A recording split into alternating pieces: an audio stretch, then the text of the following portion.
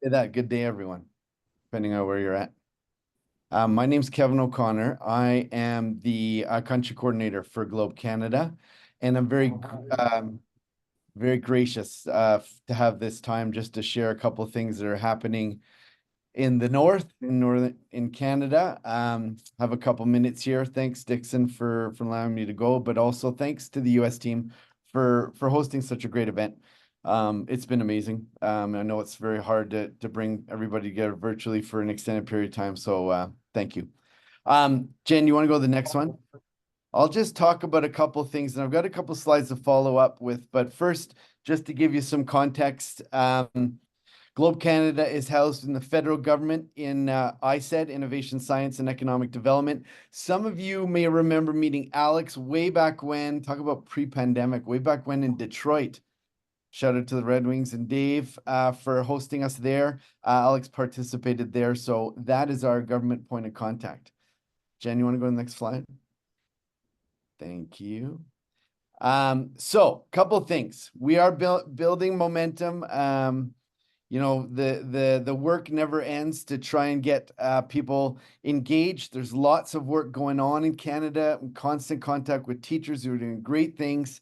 It's always the issue of how to get them to upload the data. And so we continue to work with that, building new schools and educators daily on the website, and really happy on how Globe can fit so seamlessly with our provincial curriculum. Like your state in Canada, our curriculum is set on the provinces, and oftentimes it's renewed, rejuvenated, and so the teachers find ways to include Globe in the curriculum. I've shared this before, but if some of you remember, my dear colleague Bob Sharp, who's now in his mid-80s, is still going ahead and running around working with teachers all over the north. And so he's put together a locally developed website called Place-Based Basics. You'll see there. And what we've done is we've put together a lot of sort of hands-on activities, resources for our teachers, educators, scientists to do Globe locally. And you'll see lots of different information and links for that. Our current international collaborations, we've got a couple of different things. So I had the privilege of joining the North American crew, Haley, Alicia, and Jen, 2 summers ago to kick off the North American Fall Phonology campaign. And so, or maybe we were preparing for the spring, but we've done a couple and we continue to go. It's been really successful, and I want to thank them for that. Our colleague from Germany got us connected with the University of Cologne and 13 other countries. And so we just returned in September from Germany, where we had some students and some teachers head out, meet with other teachers and students from 13 countries to talk about teacher education.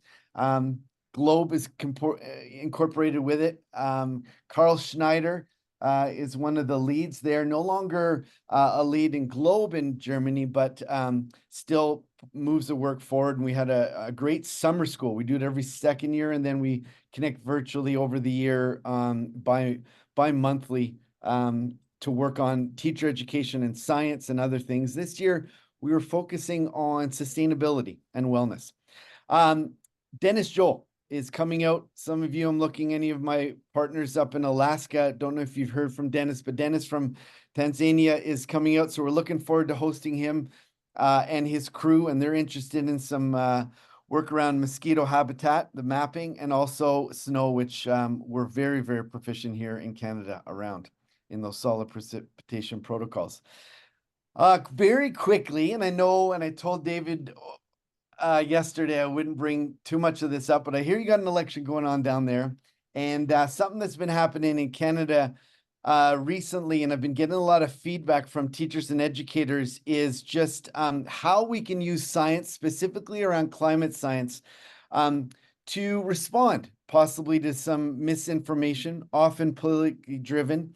And so, yeah, we've been working with some teachers around that, and I provide a link in this PowerPoint. One that's just come up most recently is we'll call it that, the conspiracy theory of chemtrails.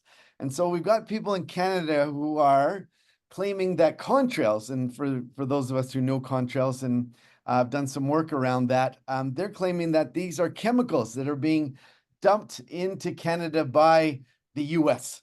Planes from the US are coming up and dumping chemicals through what they're considering chemtrails, which are contrails. And so this has been an interesting sort of activity, and also politically driven through the media, and had some teachers reach out around how to educate students around contrails. And so I just thought I'd bring it up. I thought it would be interesting, specifically because of what's happening in the US with your upcoming election, but also here in Canada. So things aren't very different between our two countries.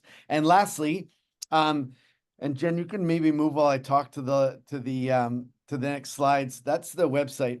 But then the next slide, an activity that was shared with me recently is a school, well, it's a charter school actually, with partners in the public system, are incorporating Globe in field studies, but they're also incorporating the notion of wellness and the importance to get students outside and not only embark on and engage in field studies, but then also how that ties to student and teacher wellness. And so they've called it Globe Thrive Days, and they've really promoted this notion of getting students outside, connected to their environment, measuring their environment longitudinally, but then also getting students to really give back to the community and tying it to wellness, which seems to be a really important component to the students' activities, but also the teachers. You can go to the next slide too, Jen. There's just a couple of photos. And so you'll see there, we've got a partnership where we've got universities working with schools on land-based, place-based education, and some of the activities through either quotation walks, but nature walks, where they're doing macroinvertebrates and water quality, and then also some dendrochronology and tree studies. Jen, I'll end with, I think the next one is just around those of you who've heard me over the years go on, but really there still is a real push on how do we reconcile our history with Indigenous people through Indigenous ways of knowing, traditional ecological knowledge, incorporating that into climate science, and having that as part of our understanding of our responsibility on the earth through that curriculum of place. Okay, I don't know, I didn't time myself, but I'm trying to be quick. I think that's it, Jen. Those are just some photos of some of the work that partners sent out. Thanks, everyone. I appreciate it. Thanks for the time.